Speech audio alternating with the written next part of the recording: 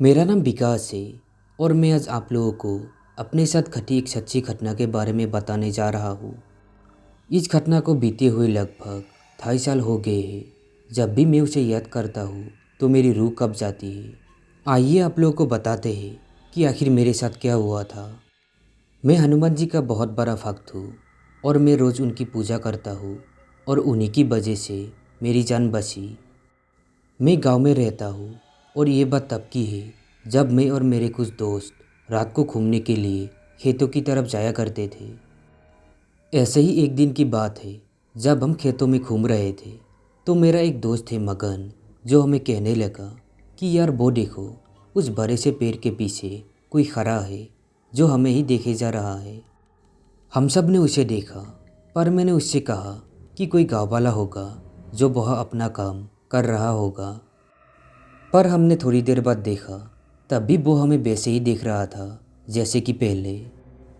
उस समय अंधेरा बहुत था, इसलिए उसे देख पाना बहुत ही मुश्किल था।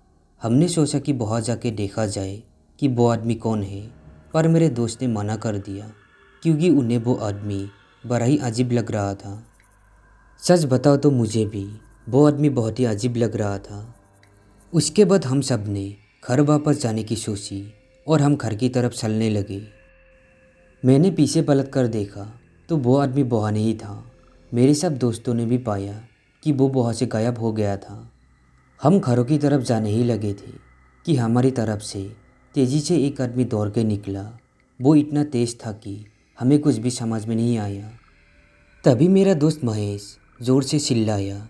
हमने उससे पूछा कि क्या हुआ महेश, तुम क्यों चिल्लाए?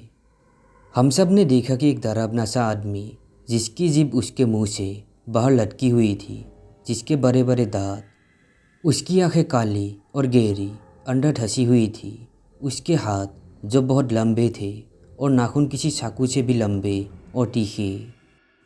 उसको देखकर हम सभी के होश उड़ गए। हम लोग डर के मारे काँप रहे थे। मेरा बदन पसीने से भीग चुका था। वो हमारी ही तरफ देख रहा था और वो हमारी तरफ धीरे धीरे आने लगा। मेरा दोस्त महेश बोला, दोस्तों, अगर ज़िंदा रहना चाहते हो तो जितना तेज़ी से हो सके उतना तेज़ी से भागो, पीछे मुड़कर मत देखना।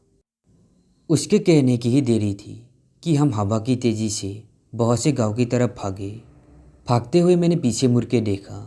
मेरी समझ में आया कि अब तो जान गई, क्योंकि वो हमारी तरफ बड़ी ही तेज़ी से आ रहा था। हम सब ज़ोर ज़ोर से हनुमान चालीसा का पाठ करने लगे और गांव के पास के हनुमान जी के मंदिर में चले गए। जब हमने मुड़ के देखा तो वो शैतान बस हमें ही देख रहा था और फिर वो अचानक से कहीं गायब हो गया। हम लोग इतना डर गए थे कि उस मंदिर से हिले तक नहीं। थोड़ी देर बाद पंडित जी वहाँ आ गए। उन्होंने हमारे चेहरे को देखा और बोला कि तुम इतना डरे हुए क्यों हो। तभी हमने उन्हें सारी बात बता दी। हम लोगों की बात सुनकर पंडित जी बोले कि तुम लोगों को भगवान ने बचा लिया, वरना आज अनर्थ हो जाता।